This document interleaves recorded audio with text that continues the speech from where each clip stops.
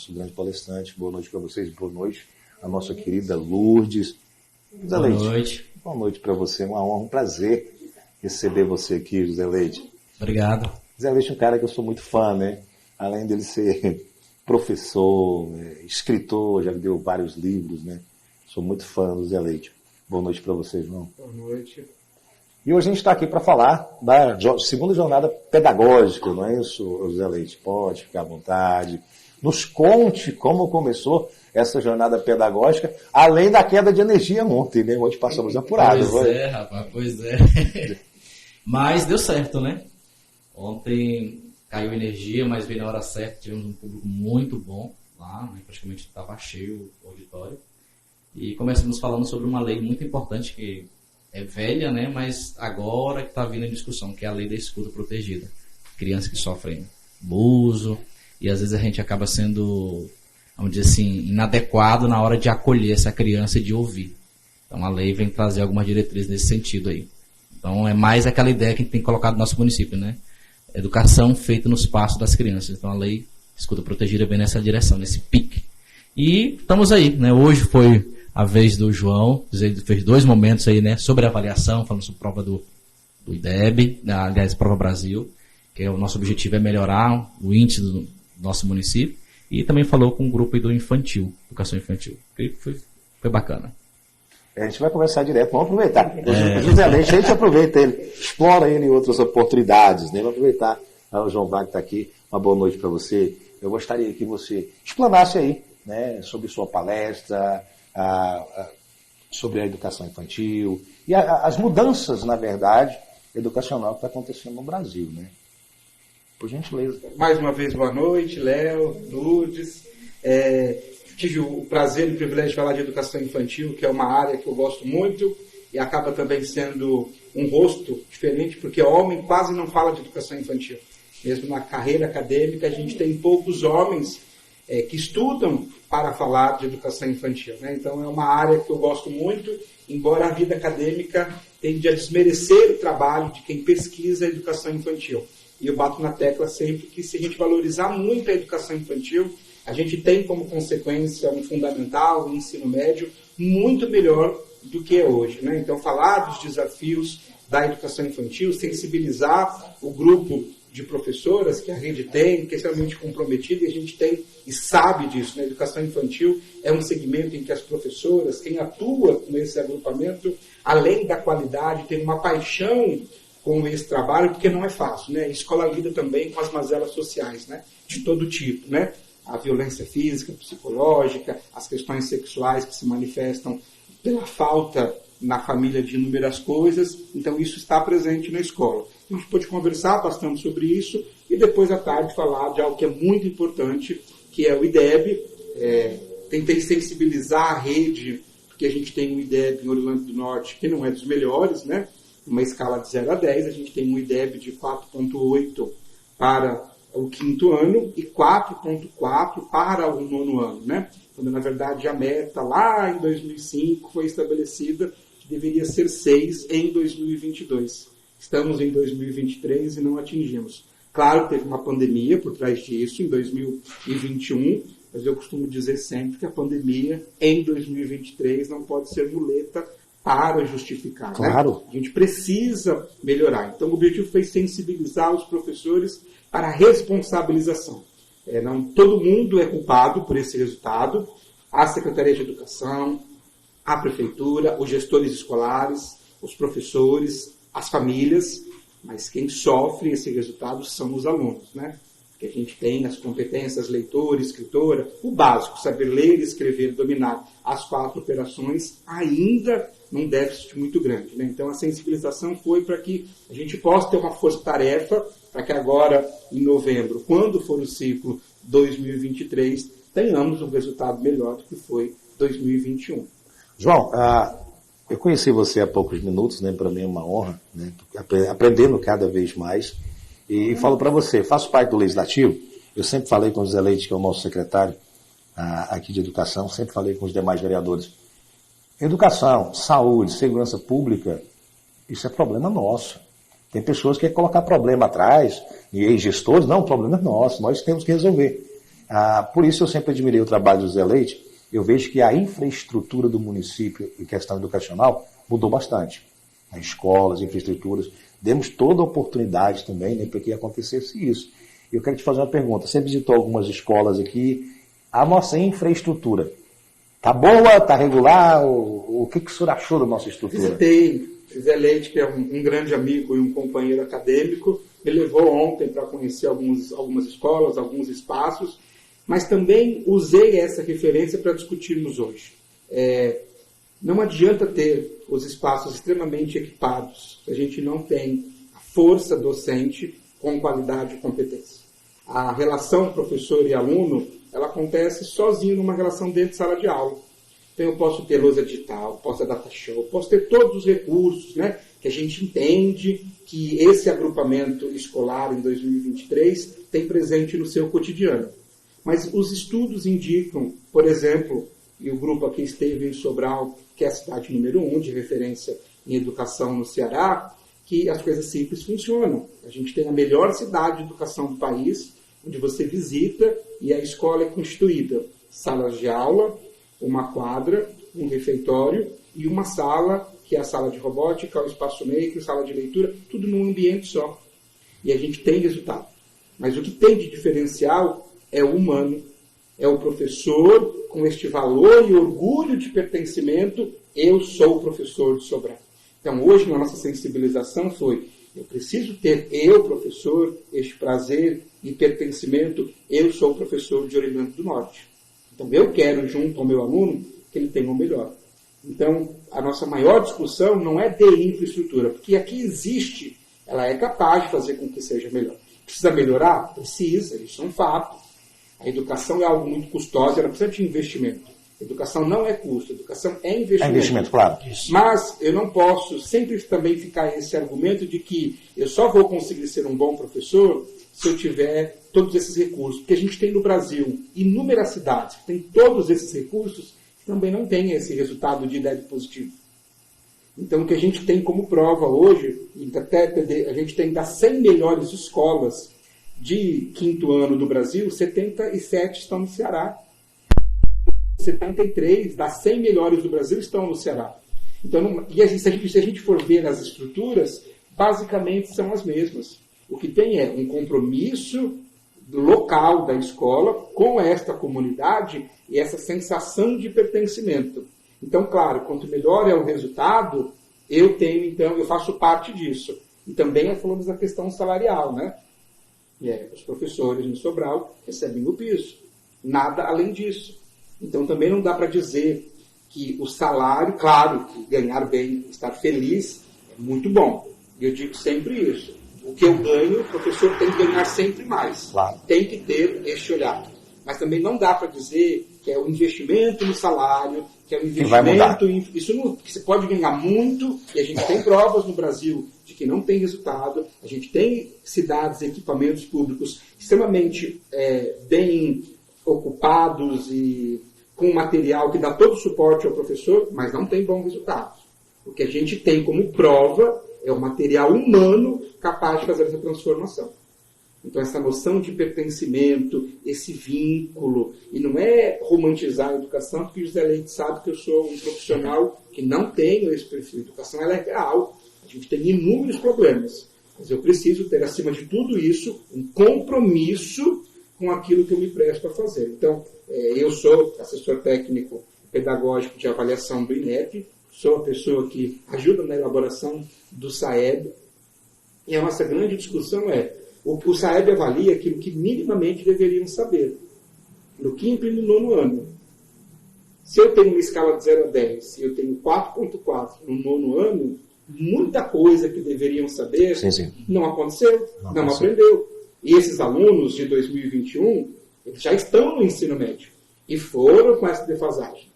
O ano que vem, eles concluem o ensino médio.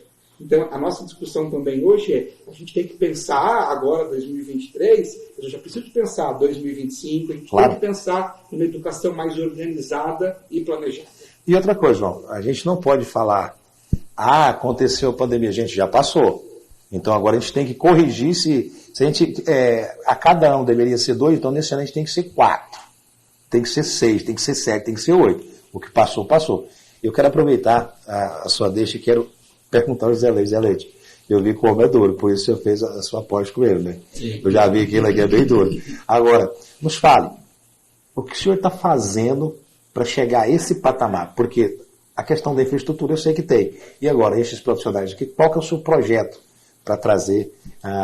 Agora 5.0 ficou pouco, eu tenho uma educação 5.0 aqui. Agora vamos colocar qual que é a média aí? 6, 6,5? Não, se conseguir chegar no 5.5, no 6, a gente está extremamente feliz. Não vamos nem aceitar o 5.5 mais não, você já pode mudar, Zé Leite. De fato, o que o João disse é pura verdade, né? É um desafio a educação. E, de fato, ter esse engajamento que é a pegada, viu?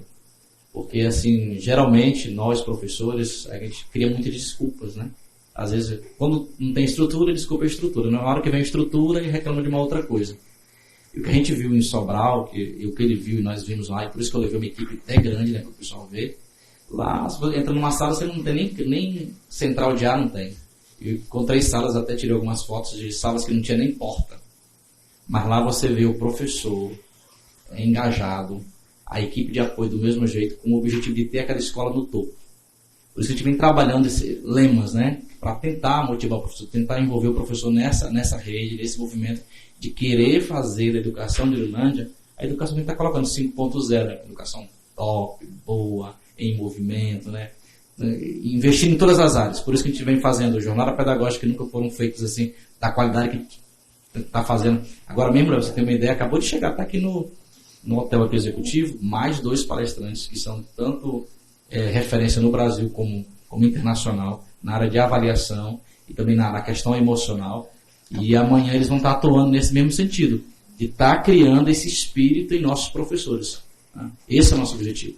E também trazemos um pouco dessa ideia do tradicional. A gente vem tentando resgatar no nosso meio, né?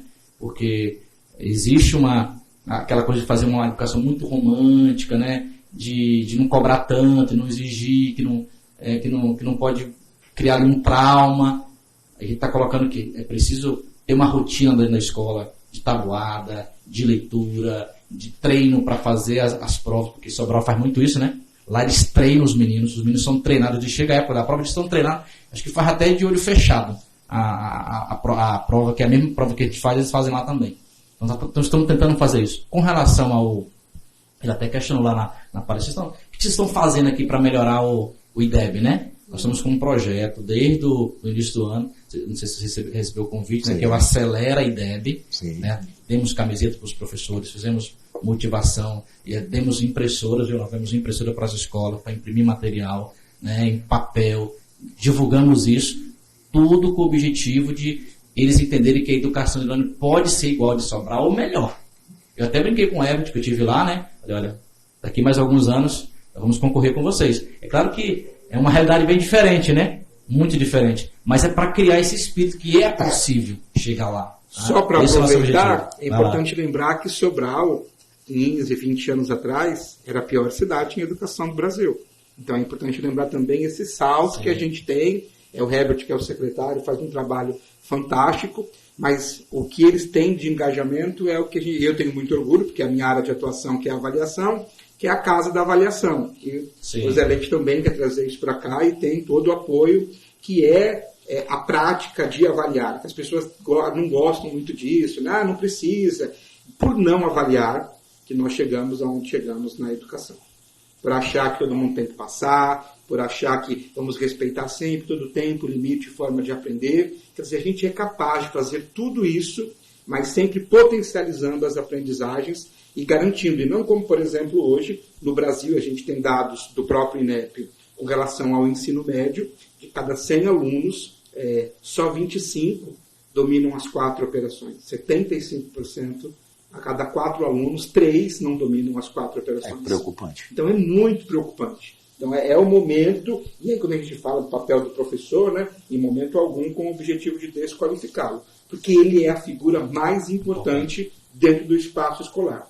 O que a gente precisa é criar condições e mecanismos para que esse professor se sinta pertencente a este espaço e que ele consiga entender o papel que ele tem para que a gente possa recuperar esses dados e que a gente não provoque. E a educação, como eu digo sempre, tem uma obrigação transformadora, a educação pública tem aquilo que ninguém quer.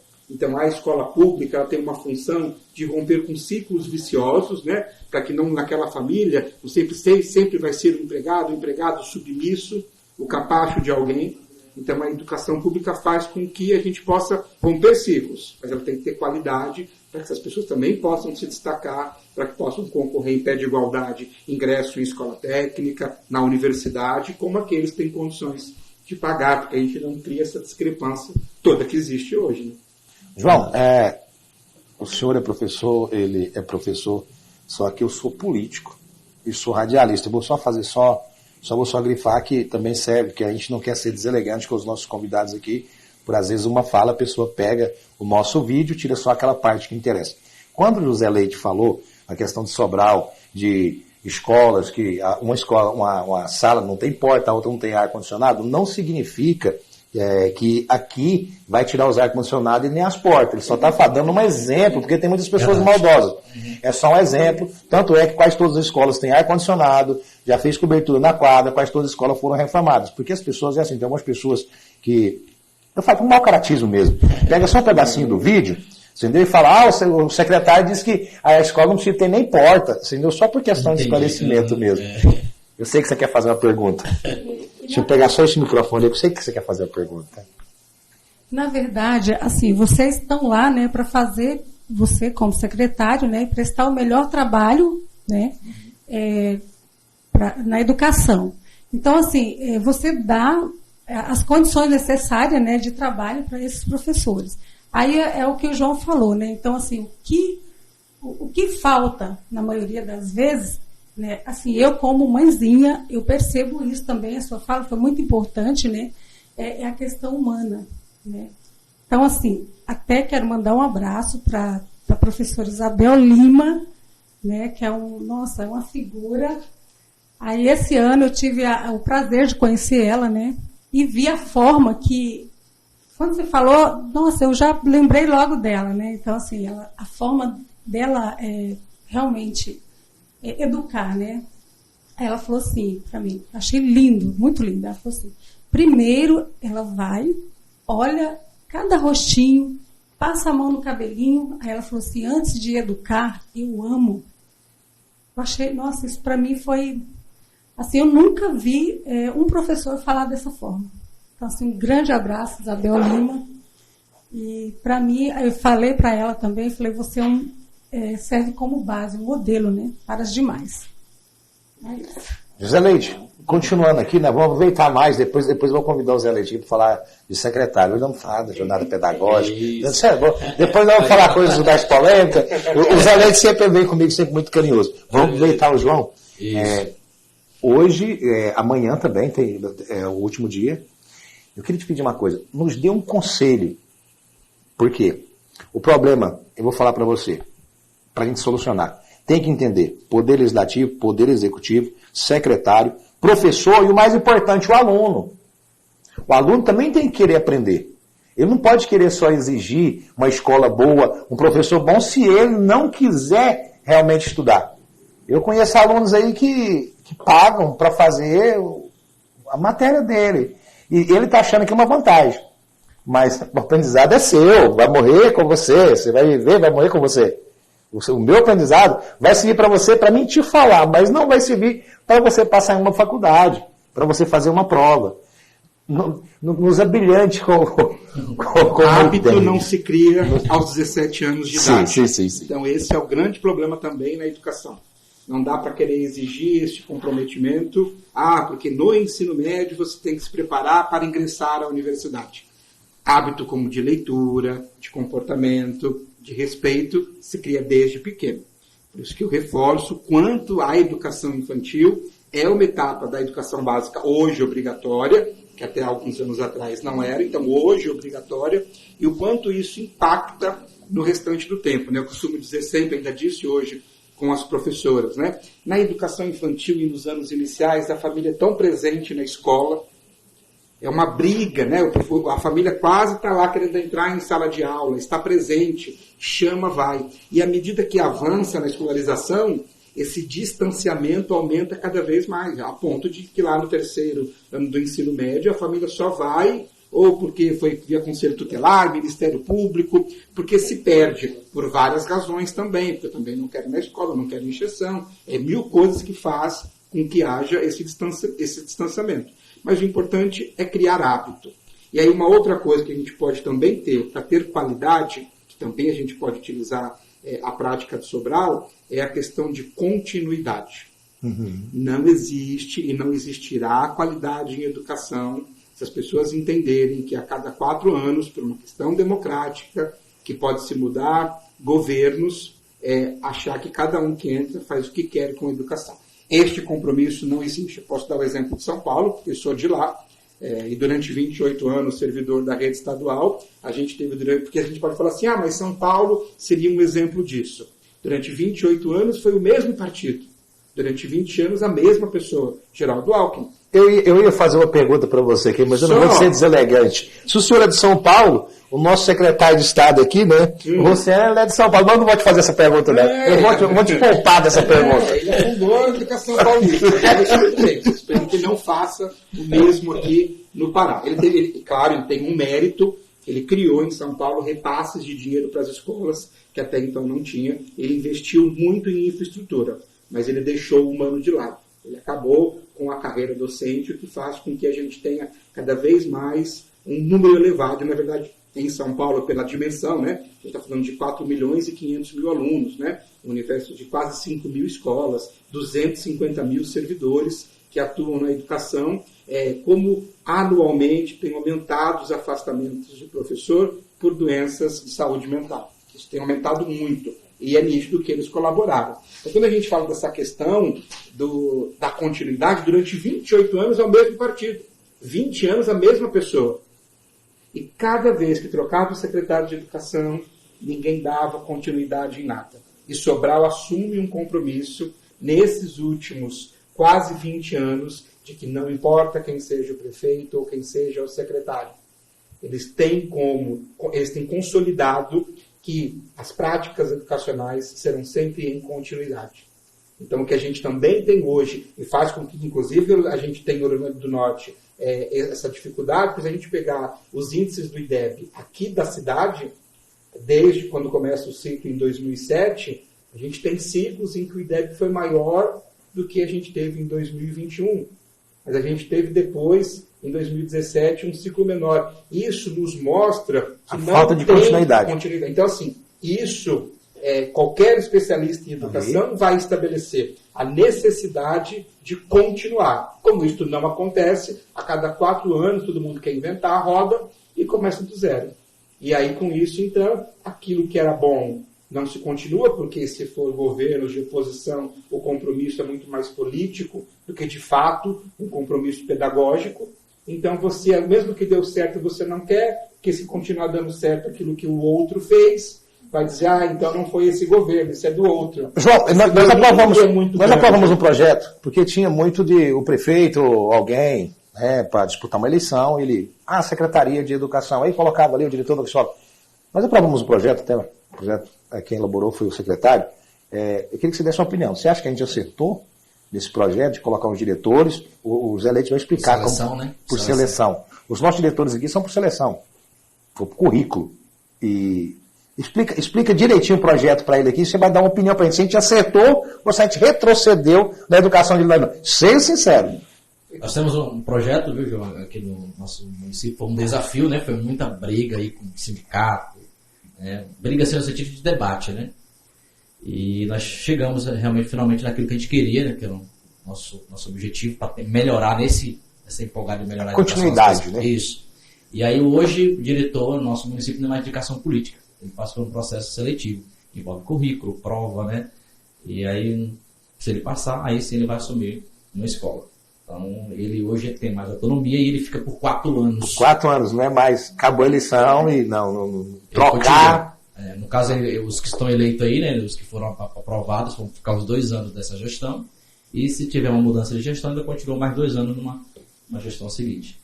é fantástico, né? A gente tem também um problema na educação, e eu falo muito isso com o José Leite, eu sou muito a favor de concurso público, na verdade, mais do que processos seletivos, porque a gente também sabe que em processos seletivos sempre é possível, por mais que a gente tenha boa vontade, boa fé, nem todo mundo que é envolvido nesses processos tem a mesma boa fé. A gente tem anos de eleição, né? E no Brasil a cada 2 anos isso acontece, e a gente sabe o que está por trás quando a gente tem essas indicações políticas, seja para qual cargo se estabeleça. Então eu sou a favor do concurso público, mas claro que, pensando o que era, e talvez para daqui para frente, pensar em concurso público, ter o processo seletivo é um avanço. Então isso é importante, porque a indicação política não dá para estabelecer que tenha qualidade. E na indicação política tem um agravante. Mesmo que a pessoa desempenhe um papel ruim, você fica preso a esta indicação para tirar. Porque num processo seletivo, se muito bem feito, a pessoa vai saber, você vai ficar 4 anos, mas isso não te dá o direito de 4 anos fazer o que bem entender. Não tendo resultado, também deve ter um mecanismo. Por isso que eu parabenizei o Zé Leite. Tão bem feito o projeto dele, que nós também, nós colocamos fiscalização, Câmara Municipal, colocamos vários órgãos para fiscalizar. Você tem uma ideia, essas pessoas que são diretores hoje das escolas, são pessoas que trabalham na educação, pessoas conhecidas nossas, pessoas que tinham que ter no mínimo 2 anos, né? Isso. 2 anos, mínimo, 2 anos de experiência. Então, eu vou falar para você, os nossos diretores aqui, todos eles são diretores que realmente têm esse know-how. Não, isso é um avanço. Acredito que para que no futuro tenha concurso público. Claro. Mas assim, o que a gente não pode ser refém de indicação política. Isso no Brasil é muito comum em todos os lugares, né? Quando você fica refém, mesmo o secretário, se a indicação daquela pessoa é tal vereador ou tal secretário que indicou, às vezes tem algum problema, você vai conversar com a pessoa, em vez de a pessoa voltar para conversar com você, ela procura o vereador que indicou, procura o secretário que indicou, e aí passa por cima literalmente. Exatamente. E aí você começa a alimentar, uma teia que você alimenta, que você perde o controle. E aí automaticamente também perde qualidade. Porque o meu compromisso é com quem me indicou. O meu compromisso não é ser o professor daquela sala de aula. Porque mesmo que eu não faça nada, quem me indicou vai segurar o meu emprego, pelo menos se for vereador, enquanto estiver por ali, se for alguém que apoia, a gente sabe como tudo isso funciona. Então, assim, o processo seletivo, ele é uma etapa importante e necessária. Mas ainda brinquei, né? Deveria ser com todo mundo. Com o coordenador pedagógico, sim. Então, com os professores, que tem bastante indicação, então se não quer o concurso público, que a gente tem que reorganizar a rede, porque hoje tem X alunos, tem diminuído, e aí a gente não pode, você presta o concurso, se efetiva, eu não tenho aluno, você vai continuar sendo pago pela prefeitura e vai ficar à disposição. Mas eu não vou te exonerar porque eu não tenho aluno. Mas você tem um processo seletivo para professores, também é extremamente importante, significativo, e a gente pode melhorar também a qualidade do nosso IDEB aqui em Orlando do Norte, se a Câmara entender, o governo, né, o prefeito, o secretário, de que para professores, pelo que eu sei hoje, a gente tem quase que meio a meio entre professores efetivos e professores contratados, mas que esses também passassem minimamente por um processo seletivo para a contratação. Vinculado a essas regras, que você inclusive pode, sim, se você não estiver prestando um bom trabalho, porque é isso, né? As pessoas às vezes, eu sou servidor público e eu sou pago para servir o público. Isso não é vergonha de todos nós, dos vereadores. Sim, claro. Então não é vergonhoso isso. E eu tenho que servir com a melhor qualidade. Então se eu faço um processo seletivo, eu sei, se eu não servir, vão me tirar. Quando é indicação, se eu sirvo ou não sirvo, não importa. Sim, sim. Não vão me tirar. Verdade. E quando fala em tirar, o vereador, ou o prefeito, ou indicação, o deputado, se ele falar, não tira. Não tem como achar que, se a gente tem quase 50% dos professores por indicação, não tem como achar que isso não reflete na qualidade. Eu sempre falei... Em relação a compromisso. Então, eu sempre falei na Câmara Municipal, eu gosto muito do nome, concurso público. Entendeu? Mas eu não gosto do sistema. E eu vou te explicar o porquê. Em Orilândia do Norte. Eu venho acompanhando o concurso público da nossa região há alguns anos. O último concurso público foi para agente de trânsito. Sim. Aqui de Orilândia do Norte, o que ficou mais perto, eu acho que ficou em 17º, e tinha 4 vagas. Eu gosto do nome concurso público, mas gostaria que nós, do poder público, desse a oportunidade para as pessoas terem uma escola para estudar, porque tem pessoas, eu falo em Redenção, Xinguara, Marabá, em esses locais, que estão estudando há 2, 3 anos para fazer um concurso público. Se a gente colocasse um concurso público hoje, não estou falando, preste muita atenção, que não tem profissionais capacitados. Existe uma diferença entre o profissional capacitado e o profissional que vai fazer um concurso público. Se preparou. Isso. Então, se nós fizéssemos um concurso público hoje na rede municipal de educação, eu tenho certeza absoluta que ia ter uma confusão gigantesca. Porque eu conheço pessoas que estão se preparando o fato é, Orilândia do Norte, os professores estão só na sala de aula, eles não têm mais tempo ali para fazer. Tem pessoas que não estão trabalhando, esperando a oportunidade, fazendo, estudando para o concurso público. Então, é até desigual. Porque se a gente programar, olha, 2025, a gente vai fazer um concurso público municipal na rede pública de educação. Beleza, eles vão dar tempo de se preparar. Às vezes tira aquela jornada de 200 horas, 150 ou 100 horas. Olha, eu só quero fazer 50, que eu vou participar do concurso. Se você pegar e jogar um concurso aí em dezembro ou janeiro, eu tenho certeza absoluta que vamos tirar a maioria dos professores. Não porque não são capacitados. O problema é que às vezes ele não está ali apto para fazer o concurso público naquele momento, que são perguntas totalmente diferentes, são coisas diferentes. Não é isso? Isso mesmo. Tucumã viveu essa realidade, né? Tucumã teve muita gente que ficou fora, inclusive tentaram buscar serviço em Orilândia, né? E realmente corre esse risco mesmo. A gente tem uma ideia, né? O Júlio chegou a prometer esse concurso público. A gente tem uma escola, igual você está propondo aí, né? Para tentar ajudar os nossos professores para passarem no concurso, né? Não ficarem para trás aí. Porque se perder o emprego, moram aqui. Fica seu emprego, né? Porque o secretário pode fazer, um professor, por exemplo, ele tem uma carga horária, aí ele dá aula durante a semana toda. Ele pode tirar 1 ou 2 dias da semana, entendeu? Dá meio período para ele, outro meio período ele vai estudar na escola. Porque assim, eu acho injusto o filho dela, meu filho que mora em Orilândia, os nossos filhos, estudar, fazer uma faculdade, passar da faculdade, voltar para a cidade dela, e por ela estar trabalhando aí na escola, ela perder a vaga dela de uma pessoa lá de fora, que a gente viveu essa realidade. Aí eu tenho que mandar minha filha para fora, porque outro veio que estava mais preparado. Não porque não é bom profissional, mas estava mais preparado para fazer aquela prova. Para você ter uma ideia, eu fui fazer uma prova de habilitação, eu não errei uma pergunta, eu não tive uma falha. Mas por quê? Eu passei 45 dias estudando, achando que eu ia ainda bombar. E teve amigos meus que estavam estudando na hora do almoço. Era 5 minutos, era 10 minutos, eu passei 45 dias estudando. Só aquilo, eu estava fazendo só aquilo. É por isso que eu acertei todas as perguntas, assim, entendeu? Até o cara olhou e falou, cara, esse trem seu aqui, eu acho que está bem fraudulento. Eu falei, não, mas se você quiser, a gente pode fazer outro, você entendeu? Mas eu passei 45 dias, eu me preparei para aquilo. Esse é o meu medo. O que a gente tem que fazer? Eu, parte do poder público.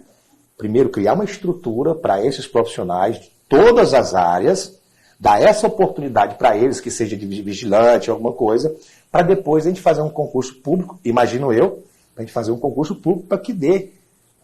Mas o importante é entender que esse é o caminho. Esse é o caminho. Como vamos chegar para resolver o que não pode. Estamos no caminho certo. Isso. Como está, não pode. Uhum. Isso é prejudicial. Claro. Os alunos, os filhos que são de Orilândia do Norte, que estão estudando aqui, serão prejudicados por esse sistema. Então, se existe a ideia de então, qual é o caminho? Uma escola de formação, como a maioria das cidades tem, que sejam espaços de aprendizagem, uma outra coisa, e aí a Câmara Municipal também precisa cobrar do prefeito e do secretário a aplicação de 1/3 da lei do piso. Quer dizer, a lei do piso diz que os professores têm direito de 1/3 da sua jornada sem aluno, justamente para que possam preparar as aulas, para que possam estudar e serem formados em serviço. Infelizmente, isso não acontece. Aquilo que a gente tem é uma parte da lei do piso que é vinculada à questão salarial. Então, aqui se paga, inclusive, acima do piso. Mas a lei do piso também fala de 1/3 da jornada sem aluno, justamente para que se possa garantir esses processos de formação, porque educação é movimento, mas ela é movimento constante. As jornadas pedagógicas, elas são importantes, mas elas são também situações factuais. Uhum. Elas acontecem em janeiro e julho. Mas durante este período, já que eles ficam a jornada toda em sala de aula, Eu não posso exigir do professor, você vai trabalhar as 40 horas na semana, por exemplo, mas olha, eu também quero, mas aí é voluntário, porque você não vai receber, que você faça o curso de formação tal. Porque isso acaba sendo de cada um. Mas quando a gente aplica 1/3 da lei do piso, e aí a Câmara Municipal, reforço, pode também nos ajudar para que isso aconteça, a gente tem um ganho qualitativo muito grande.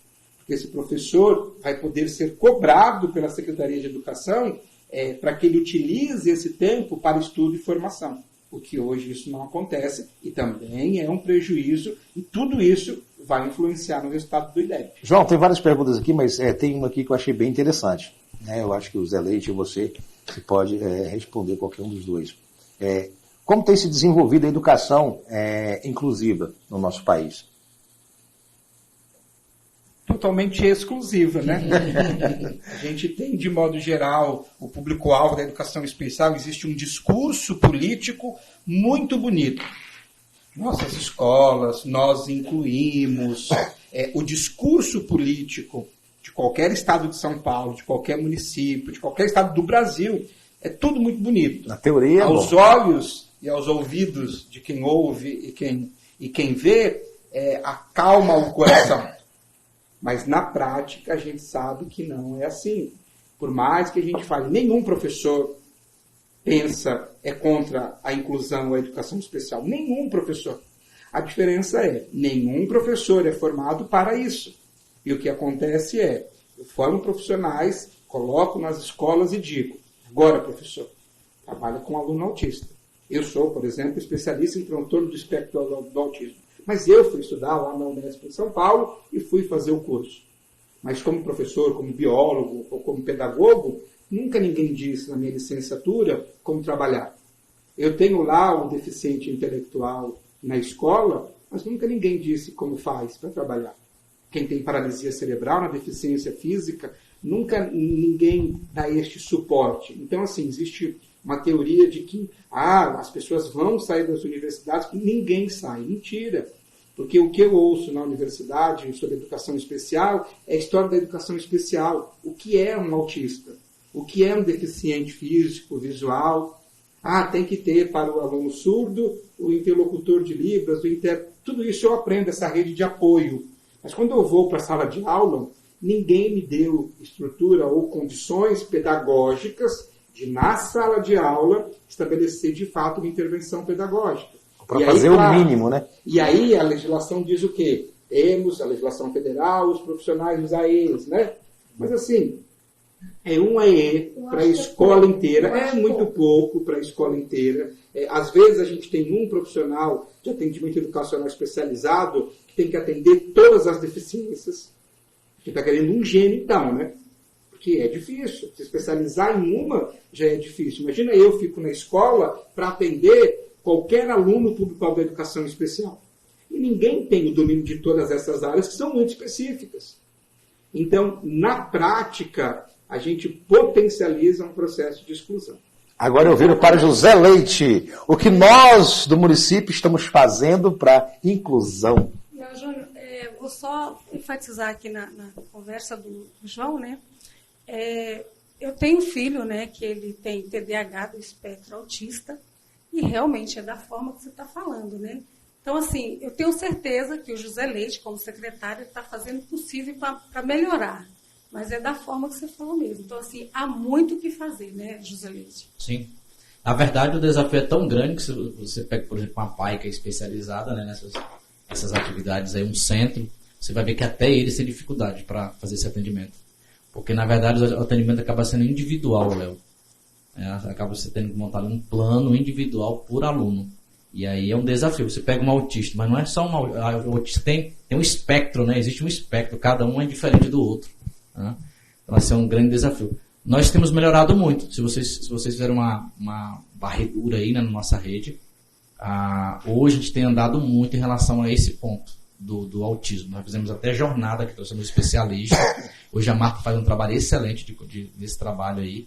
A gente tem tentado, assim, ao máximo, dar um cuidador, né, para esses alunos, porque antes era difícil. Eu falo porque eu sou da rede. Antes, algum pai conseguia, através do Ministério Público, porque não cediu, né? Era difícil. A gente, quando nota, percebe que a gente vai lá, a Marta avalia, né? Que é a nossa supervisora percebeu que precisa do auxiliar, né? Do ajudante, o AEE, professor regular, a gente coloca ali o cuidador para acompanhar. Agora tem esse desafio, que é de fato ter uma pessoa capaz de realizar esse serviço, que é a intervenção. Esse é o desafio. Eu era totalmente leigo. Que às vezes nem o professor do AEE ele consegue, às vezes ele encontra um desafio que ele não sabe. Aí ele vai ter que estudar, né? Vai ter que pesquisar, e às vezes ele nem tem essas informações assim disponíveis. E enquanto isso, este aluno está em sala de aula. Sim. E aí, então, a educação especial e a educação de jovens e adultos são dois universos que os sistemas de ensino, de modo geral, precisam olhar com muita atenção e sair de um discurso para uma prática que, de fato, possa incluir. Porque enquanto ele fica lá, a pessoa estudando, ou enquanto ele fica lá com o professor regente de classe, que quer tentar tirar o melhor proveito, mas não tem estrutura para isso, ele fica excluído. E a partir do momento que o poder público, dá essa estrutura, você pode chegar no pai e mãe e dizer, ei, nós estamos aqui, porque tem pai e mãe que tem vergonha de falar que tem um filho autista. E por várias oportunidades, aprendi muito com o César Goleiro. O César Goleiro, o netinho dele está lá, ele é um lutador, um guerreiro, o vereador César Goleiro, por isso. Entendeu? E a gente fala, cara, se você tem um filho autista, nos apresente seu filho, porque a gente quer fazer alguma coisa, a gente quer arrumar um projeto, a gente quer organizar. Porque ficar com seu filho escondido lá, cara, isso não vai resolver o problema. E nós do poder público queremos isso. Eu sei que ela tem um neném especial, ela também tem um menino especial, o César tem um netinho. Hoje as pessoas em Ourilândia, acabou aquela vergonha, eles estão falando. Olha, eu tenho um filho especial, meu filho é especial, ele tem esse probleminha aqui, entendeu? A gente precisa. Só aí que a gente pode fazer uma varredura para saber o que o poder público, o que a secretaria pode fazer para melhorar. Mas graças a Deus, o secretário tem uma visão bacana, e eu falo para você, secretário, que o que precisar do Poder Legislativo, tenho certeza absoluta, do Executivo também, para ajudar essas crianças aí, pode ter certeza que a gente vai ajudar. A gente chegou ao final do nosso podcast, mas cada um aí tem 2 minutos para explanar aí. Só agradecer aqui a oportunidade, né? Agradecer aqui a gentileza do Léo, da Lourdes, né? Do João que está aqui conosco, veio de longe. E o João, desde o início, vem contribuindo muito com o nosso município. Muito mesmo. Eu sou muito grato, ele não me cobrou nada para estar aqui, né? Nós praticamente tivemos o nosso custo só de passagem aérea mesmo.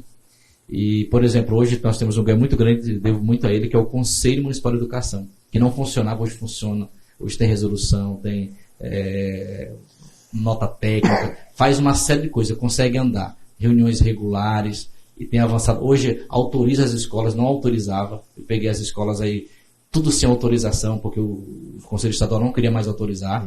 Né? E hoje nós estamos tudo isso, né, andando. Hoje nós temos um espaço próprio, né, que a Casa dos Saberes é aquele espaço que você conseguiu para nós lá, que estava na mão de outras pessoas aí terceirizadas. Corremos atrás, pedimos, lutamos. Então, assim, só mesmo gratidão ao Raí, né, que é o nosso parceiro aí também, sempre está junto conosco. E assim, eu estou aqui para ajudar. Eu sou professor da rede. Depois você vai vir como secretário. Nós não te pressionou nada aqui hoje. Acaba de ser nosso convidado como secretário. Então, só isso mesmo, agradecer. Que Deus continue nos abençoando e parabéns pelo trabalho de vocês aqui. Zé Leite, doutor João, João Wagner, né? João Wagner. Eu tenho um amigo em Goiás, né, a sabedoria dele, porque o cara também, ele é igual o doutor aqui. Ele busca conhecimento. Às vezes eu ligo para ele e falo, cara, tu tem só um tempinho? Ele fala, pô, olha, é aquele tempinho de 2h30, não, olha. A vontade que tem de conversar com ele é aquele tempinho de um dia inteiro. Você tem um dia inteiro para mim, só um pouquinho? De escutar, ó. Parabéns, a gente está com 1 hora só aqui, entendeu? Mas tudo que você falou, a vontade que é aquele livro que você lê e quer ver o final, entendeu? Aquela outra página. Muito obrigado mesmo por nos abrilhantar com o seu conhecimento. Eu agradeço, Léo Júnior, Lourdes, né? Zé Leite é um amigo, né? E uma coisa que faz com que eu tenha essa parceria, e quando falamos de vir para cá, né? Eu também sei dos recursos e como isso é difícil, e disse, meu amigo, para você eu não cobro absolutamente nada, né? Porque é um rapaz, desde que a gente se conheceu no doutorado, né? Os valores que tem, o compromisso que tem, a seriedade que tem. Então, assim que assume, João, o Conselho Municipal tem esse... Então, assim, a humildade de querer fazer o certo e não ter vergonha de perguntar, de ir atrás, né? Então é um cara que a gente pode, nas palestras, eu posso criticar, e ele sabe que é uma crítica pensando assim, Zé Leite, a gente pode ser melhor, né? Então, Não é uma crítica para desqualificar um secretário porque é político, não. A gente pode fazer essas coisas para serem melhores, fazer com que as crianças e adolescentes tenham qualidade na educação. Eu tenho só que agradecer o convite e sempre que precisar, continue. Vai vir mais vezes aí. Certo? Também agradecer a vocês. Lourdes, boa noite para você. Boa noite. Boa noite aos internautas, né, que também foram privilegiados, todos nós, né, pela presença de vocês, do Dr. João, né, Wagner Alzeleide, que trouxe muitas informações para nós, né, e contribuiu com muito conhecimento, né. Então, assim, só gratidão, gente. Para finalizar, tem algum lugar que a gente pode seguir o senhor no Instagram, Facebook, algum lugar que eu quero mais? Eu quero mais! Eu tenho um blog e na pandemia eu criei um canal no YouTube, onde eu trabalho com livros que caem em concurso público. Então, gratuitamente, eu pego editais de concurso público e gravo explicando sobre os livros, né? Educando Nação. Me acha em blog, em canal no YouTube. Educando Nação. Acha o João em alguns cantos. Gente, o nosso podcast Sul Pará fica por aqui. Um abraço do Léo Júnior. Muito obrigado aos nossos convidados. E amanhã tem muito mais. Uma ótima noite.